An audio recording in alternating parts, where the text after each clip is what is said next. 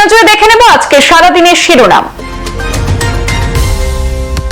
প্রজাতন্ত্র দিবসের প্রাক্কালে ধর্মনগর শহরের এক অভিজাত হোটেল থেকে উদ্ধার আগ্নেয়াস্ত্র, একটি পিস্তল, ম্যাগাজিন সহ আটক বহিরাজ্যের দুই যুবক।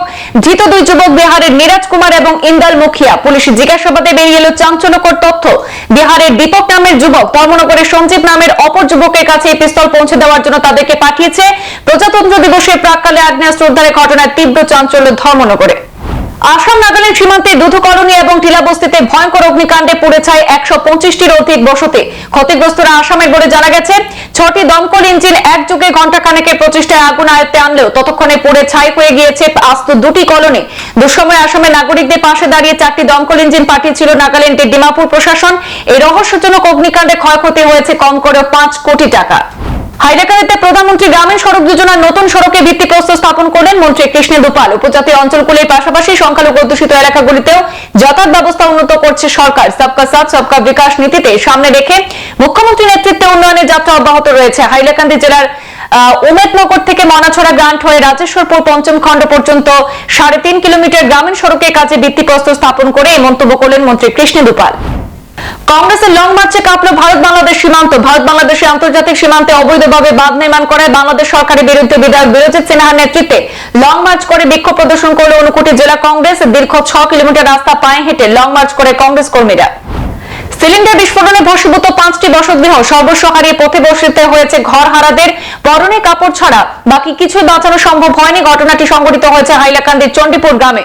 সিলিন্ডার বিস্ফোরণের ফলে মুহূর্তের মধ্যে আগুনে লেলিহান শিখা গ্রাস করে নিয়ে পুরো বসতঘর এবং 5টি বসতঘর পুড়ে ছাই হয়ে গেছে। 2 জন ব্যক্তি আহত হয়েছেন। এই ঘটনায় কয়েক লক্ষ টাকার সম্পত্তির ক্ষয়ক্ষতি। গণপ্রজাতন্ত্র দিবসের প্রাক্কালে আজ হাইলাকান্দি পুলিশের বর্ণাঢ্য শোভাযাত্রার আয়োজন। দেশপ্রেমের ভাবধারা সামনে রেখে জেলা পুলিশ সুপার লীনা দলের নেতৃত্বে এই শোভাযাত্রা হাইলাকান্দি শহরের প্রধান রাস্তায় পরিক্রমা করে। অসম পুলিশের পাশাপাশি সিআরপিএফ কমান্ডো বাহিনী এবং পুলিশ সুপার কার্যালয়ের কর্মীরা অংশগ্রহণ করে। ভারত বাংলা সীমান্তে উদ্ধার 4টি বাংকার, আটকে উঠল বিএসএফ। প্রজাতন্ত্র দিবসের প্রাক মুহূর্তে মমতার রাজ্য পশ্চিমবঙ্গের নদিয়া কৃষ্ণগঞ্জের সীমান্তে মাটি খুঁড়তে 4টি আন্ডারগ্রাউন্ড বাংকারের সন্ধান পেল বিএসএফ। ভেতরে উকি দিতেই চক্ষু চড়ক গাছ বিএসএফ এর। বাংকারের ভেতর থেকে উদ্ধার লক্ষ লক্ষ টাকা নিষিদ্ধ কফ সিরাপ। শুধু কি কফ সিরাপ নাকি নেপথ্যে অন্য কারণ? বেআইনি অনুপ্রবেশ সহ জঙ্গি নাশকতার জন্য বাংকার ব্যবহারের সন্দেহ। 2 বিঘা জমি ঘিরে রেখে তদন্তে সীমান্তরক্ষী বাহিনী। ত্রিপুরা তৃণমূল কংগ্রেসের সাংগঠনিক ভিত গড়তে ফের তৎপর রাজ্যসভার সাংসদ সুস্মিতা দেব। সাংগঠনিক বৈঠক এবং সমর্থনী সভায় কদমতলায় দেখা গেল সুস্মিতাকে। শনিবার উত্তর ত্রিপুরা জেলা কদমতলা স্থিত দলীয় কার্যালয়ের কর্মী সমর্থকদের সাথে সাংগঠনিক বৈঠক সারেন তৃণমূল কংগ্রেসের সাংসদ সুস্মিতা দেব। করেন একটি সমর্থনী সভাও।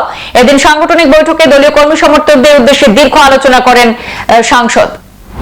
বরথল মোকামে জমিয়তের উদ্যোগে জমিয়ত উলামায়ে হিন্দের কর্মী সম্মেলন আগামী 28 জানুয়ারি মঙ্গলবার। জমিয়তের কর্মী সম্মেলনে প্রধান অতিথি হয়ে আসছেন ইউপি থেকে আলহাজ হযরত মাওলানা মুফতি আফফান মনসুরপুরে।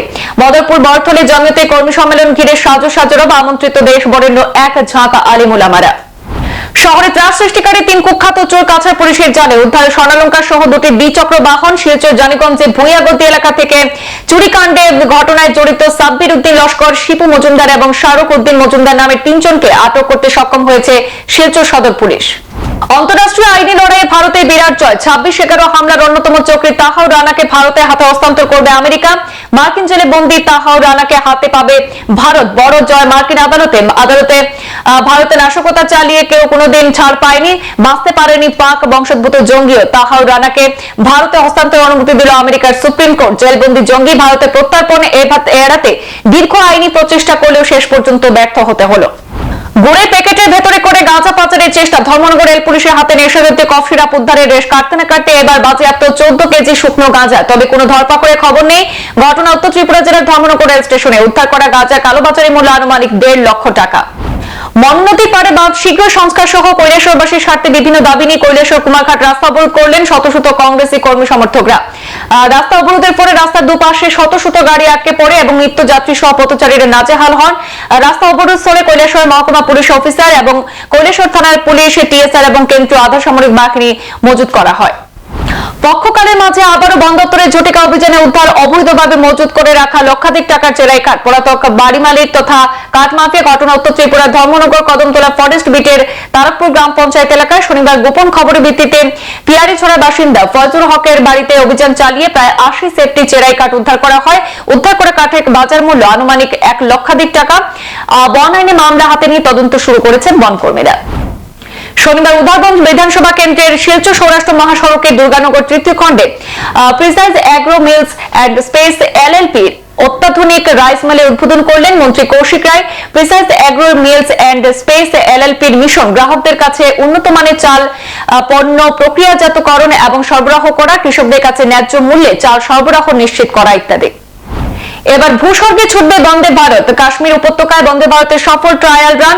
শনিবার কাটরা থেকে শ্রীনগর পর্যন্ত প্রথম পরীক্ষামূলক যাত্রা সফলভাবে শেষ করেছে বন্দে ভারত। বিলাসবহুল এবং গতির জন্য পরিচিত ট্রেনের রেকটি সকাল 8টায় কাটরা রেল স্টেশন থেকে ছাড়ে এবং মাত্র 3 ঘন্টায় 150 কিলোমিটারের বেশি পথ অতিক্রম করে সকাল 11টায় শ্রীনগর রেলওয়ে স্টেশনে গিয়ে পৌঁছায়।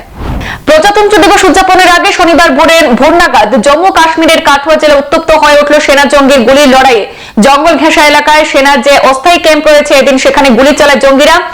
বাটত পঞ্চায়েতের অস্থায়ী ওই সেনা ক্যাম্পের জওয়ানরা গতকাল রাতে 1:30 নাগাদ সন্দেহভাজন জঙ্গিদের গতিবিধি টের পান। জানা গিয়েছে এদিন ভোর নাগাদ গুলি চালায় সন্দেহভাজনরা। তারপর থেকে তারা পলাতকদের খুঁজে ব্যাপক তল্লাশি অভিযান চলছে।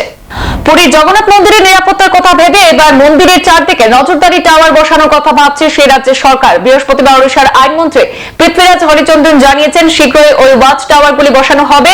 সেখানে মোতায়েন করা হবে বিশেষ প্রশিক্ষণপ্রাপ্ত পুলিশ এবং নিরাপত্তা কর্মীদের। ওয়াচ টাওয়ারগুলি থেকে জগন্নাথ মন্দির চত্বরের মধ্যে ওরা কোনো ড্রোন কিংবা উড়ন্ত যে কোনো বস্তুর উপর কড়া নজরদারি রাখা হবে।